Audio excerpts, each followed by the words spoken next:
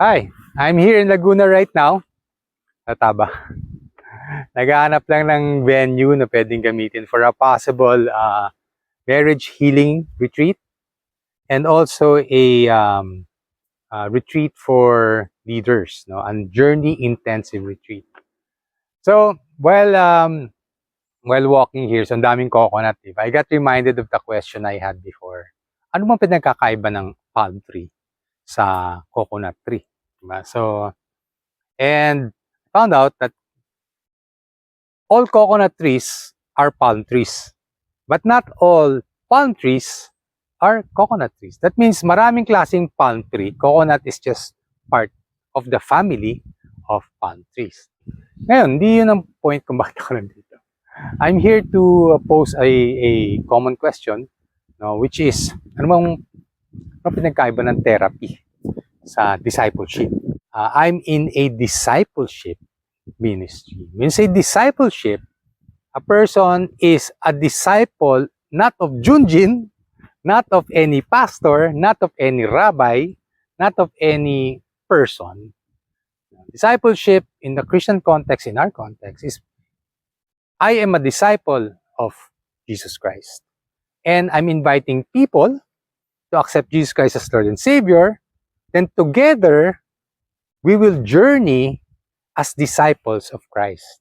Okay, nung araw, yung 12 apostles lang yung nag-journey with Christ, disciples ni Christ. Ngayon, marami na tayo.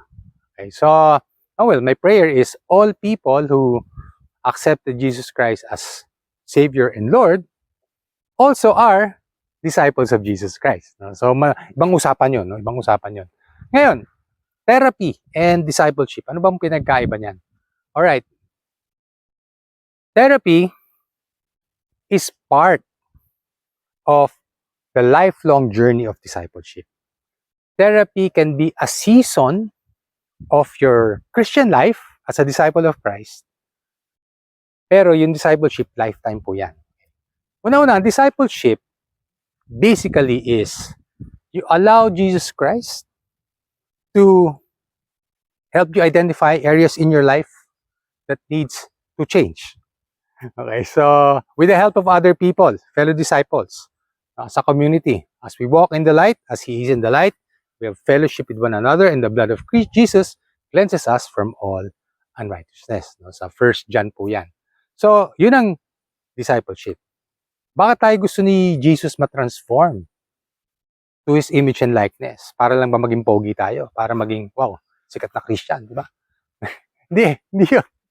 O para maging magaling ka mag-evangelize, di ba? O magaling ka mag-preach, di ba? O magaling ka mag-heal, yung lataka, ganunin mo na sa ulo, tumba na, di ba? So, well, all that, iba-ibang tao, ibang gifting, pero hindi yun. The ultimate is to know Father and Jesus Christ who He has sent. Yun yung sphere, yun yung top sphere of everything else. And sa sa John 17, it's us being transformed like Christ so that we can relate to the Father the way Jesus relates to the Father. Okay? Kasi pag Christian tayo, pag bagong Christian tayo, ang dami pang kalambagun sa tayo Christ-like. Kaya nagtataka tayo, bakit parang hindi ako ganun ka close kay Father? Hindi katulad ni pastor o ni victory group leader, di ba? So parang sila intimate, pa ako hindi. Kasi nga, no, meron pang kailangang baguhin sa ating mindset, sa ating pag-iisip, sa ating ways of responding to pain, responding to our past pain, the way we think of our history, no? So, that's discipleship. Transforming us so that we can be intimate, more intimate with the Father. And it's not an instant event na kahapon, hindi kami close ni Father, biglang boom, ngayon, wow, yung score ko closest to the Father, 100% agad. Hindi po ganun yun. Okay, unti-unti yun. Yung from 1 to 2, baka mga isang taon yun. From 2 to 3, another 2 years yun. Ano siya eh? Lifetime process siya. So again, therapy is important. When you say therapy kasi, it's from being injured, from being broken, or identifying a broken part of our mind, soul, and spirit, and submitting it to Christ in prayer, and and exercising our faith, especially in those areas na broken. Di ba ganyan naman pag pali, una papahil yan, mamaya pwede mo nang galaw-galawin para ma-strengthen, para bumalik sa kanyang functionality. So yun yung therapy. Pero discipleship does not stop at making you just recover or heal from your pain, from your bad past, from your bad experience, no? And my heart goes out to Christians na, had a very painful experience, na matayan, aksidente, nalugi ang business, nasunog ang bahay. It's painful, and it's discipleship. Part of discipleship is recovering from that. And as a disciple of Christ, pag nangyari sa akin yan, it's my responsibility to ask for help, to get into community, to ask for prayers. Hindi ko hihintayin yun na dumating yung help. It's my responsibility to identify ano bang problema. Okay, then I'll ask someone to walk with me. Okay, that's what a disciple is. No? It's a season. Therapy is a season within the lifetime journey of discipleship. Right? So in the ministry I am in, yes, we're actively helping people who are broken, but it's not just to get them through therapy. Okay? After therapy, after recovering, after being whole enough, right? We encourage them now, okay, whole enough ka na, okay, be like Christ in doing, in knowing, and in being. To be like Christ the way Christ relates to the Father. So let's pray.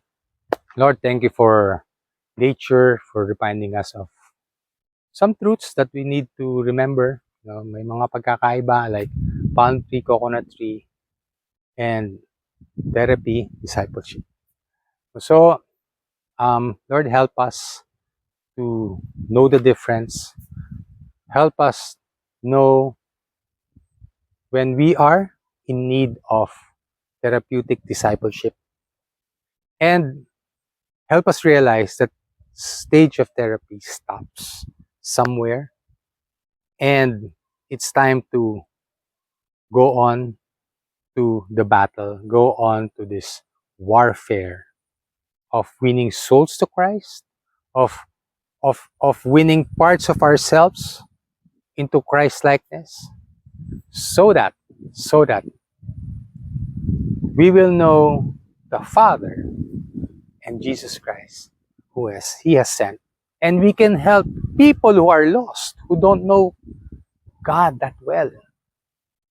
So they themselves, whether they're broken or whole enough, they themselves will see the value, they will have the desire to be Christ-like as well, to be in discipleship. If they are in brokenness right now, emotional, spiritual brokenness, they will admit their need for Christ in their life.